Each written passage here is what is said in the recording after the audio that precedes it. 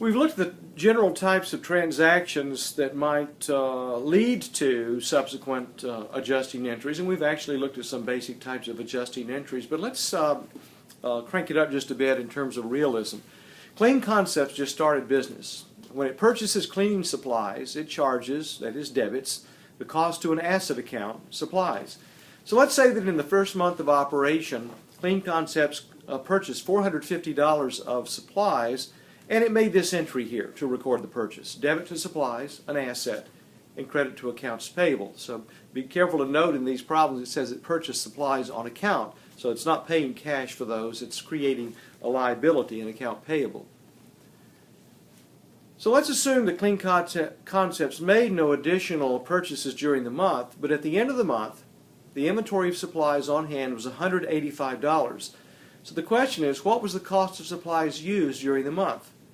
Well, we bought $450 worth of supplies, but we only had $185 left on hand, so if you take the difference, you find that we have used up or consumed $265 of supplies. So to make that adjusting entry, to get things right as of the end of the month, we debit supplies expense for $265 and credit supplies. And if you're creating T accounts like we like to do in class, I didn't find a good way to do that here while I'm showing the video as well, but do yourself a favor and set up T accounts for these as you go through your notes. Show the supplies expense, show supplies expense.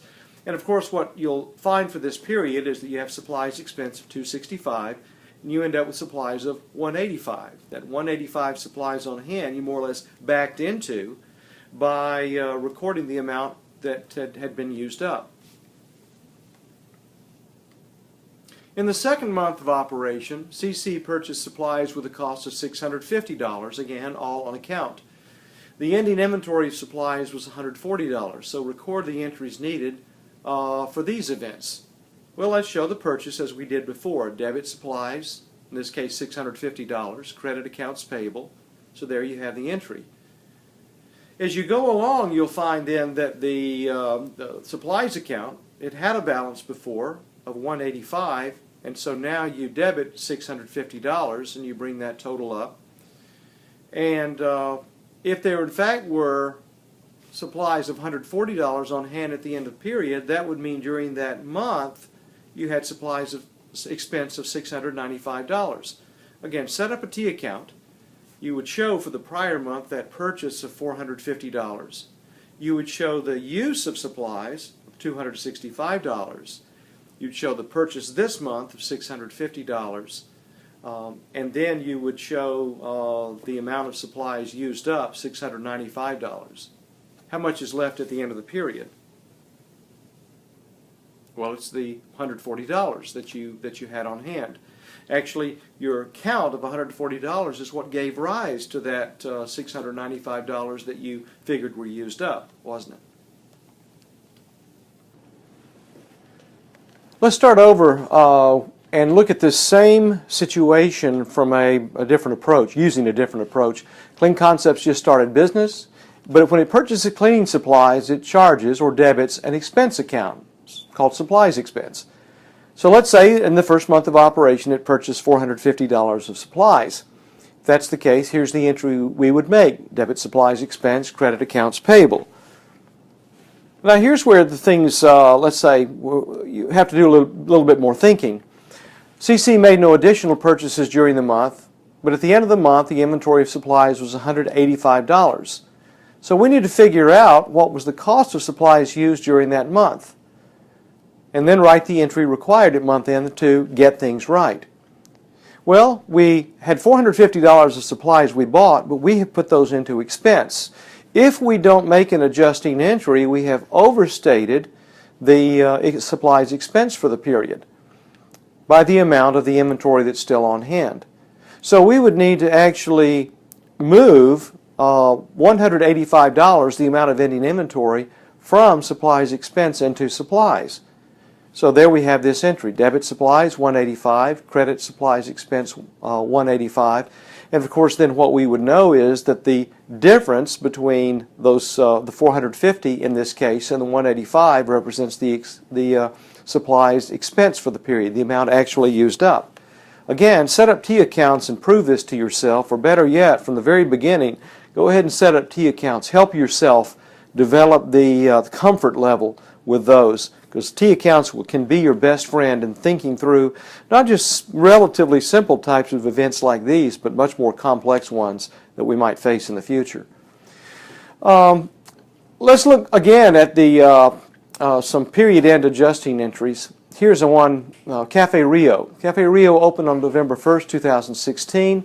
It paid $900 semi-annual premium for liability insurance at that time. It recorded the payment by debiting prepaid insurance, an asset account. So the question is, what entry is required at year end? So you've already been given the original entry. It debited prepaid insurance, credited cash for $900. Okay? So this is just asking now for what entry is required at year end. Well, if we get to the end of the year and we don't make an adjusting entry, we have clearly overstated prepaid insurance, because some of that premium applies to periods that have ended. In other words, part of that asset, prepaid insurance, has been consumed. The question is how much? And the answer, of course, is $300. You can figure it out a number of ways, but let's say we figure out that that $900 premium is for 6 months, and that means the monthly premium is $150. And so you could say, well, November, December, that's 2 months, times 150 is $300. That amount of that prepaid insurance has been consumed or used up. And so we record that usage, that consuming of that asset, by debiting insurance expense and crediting prepaid insurance. Remember, we talked about an asset being an unconsumed cost. An expense is a consumed cost. Expenses are where assets go when they die. So part of this asset, prepaid insurance, has been sacrificed in the pursuit of revenue. It's been used up in 2016. Therefore, at the end of the year, again, assuming this is a calendar year company, that it needs to debit insurance expense by $300 and reduce the asset by that amount. Now let's flip this around like we did before and assume that Cafe Rio, when it made this purchase, it paid $900 semi-annual premium for this insurance policy, that it in fact charged or debited that purchase to insurance expense. So it debited insurance expense, credited cash for that amount. Well, now when we get to the end of the year, if we don't make an adjusting entry, we will have seriously overstated insurance expense and understated the asset, prepaid insurance. So we have to now record the amount of the insurance expense that has not yet been used up. And if in fact we already figured out that of that $900, $300 relates to 2016, and there's an expense of that period, then $600 of it is in fact an asset as of December 31st. It relates to future periods and provide benefits to us, to the company in the future. So we have to set up actually or establish that prepaid insurance balance of $600, debiting prepaid insurance, crediting insurance expense. And what you will find then is your accounts show, as they did before, that as of the end of that year, prepaid insurance has a balance of $600, insurance expense would have a balance of $300 before closing. Again, use T accounts and make sure you understand exactly what's happening here. Now let's talk about the closing process. After the adjusting entries have been journalized and posted, and the adjusted trial balance has been prepared, then we're ready to produce financial statements. Until that point, we don't really know what the correct balances are in the accounts. So it's really at that stage, after producing an adjusted trial balance, that we're able from that to produce financial statements. After those are prepared, though, we have to get ready for the coming year, the start of a new accounting period.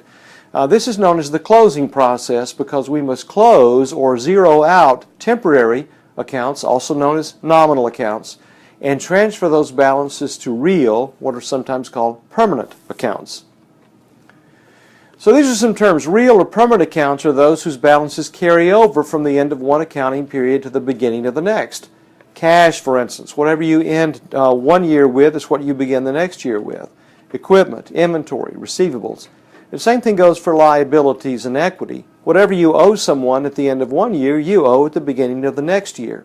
And whatever the capital balances, whether they are owner's equity, or common stock, or retained earnings for the corporation, or simply a capital account, or multiple capital accounts for sole proprietorships or partnerships. Those are real accounts. The balances at the end of one period carry over and become the beginning balances for the next period. But nominal or temporary accounts are those whose balances don't carry over. Nominal accounts include all income statement accounts, as well as certain, relatively few, but a few accounts that may be closed to capital, such as withdrawals, or that may be closed to retained earnings, such as dividends.